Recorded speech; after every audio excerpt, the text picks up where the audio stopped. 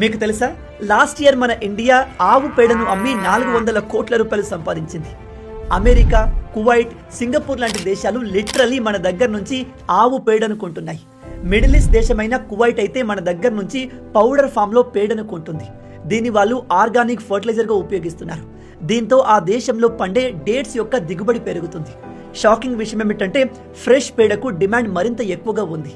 India fresh పేడను export చేసి ప్రతి సంవత్సరం 125 కోట్ల రూపాయలు సంపాదిస్తుంది. పౌడర్ ఫామ్ లో ఉన్న పేడను అమ్మి 173 కోట్లు, కంపోస్ట్ మాన్యూర్ ద్వారా 88 కోట్ల రూపాయలు సంపాదిస్తుంది. డ్రై పేడ కేవలం ఫర్టిలైజర్ గా మాత్రమే కాదు, కౌడంగ్ వుడ్ ని తయారు చేయడానికి ఉపయోగపడుతుంది. దీన్ని క్రిమేషన్ లో ఉపయోగిస్తారు.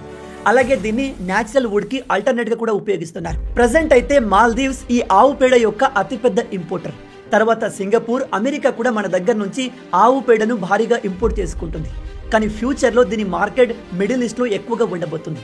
ఫైనాన్షియల్ ఇయర్ 2023-24లో మన దేశ ఆవు పేడ 100 కన్నా ఎక్కువ దేశాలకు చేరింది. మన దేశంలో ఈ పేడను భారీగా ప్రొడ్యూస్ చేసే ఫార్మ్స్ చాలా తక్కువగా ఉన్నాయి. ప్రజెంట్ మన దేశంలో రాజస్థాన్ ఈ ఆవు పేడ ఎక్స్పోర్ట్స్ లో టాప్ లో ఉంది.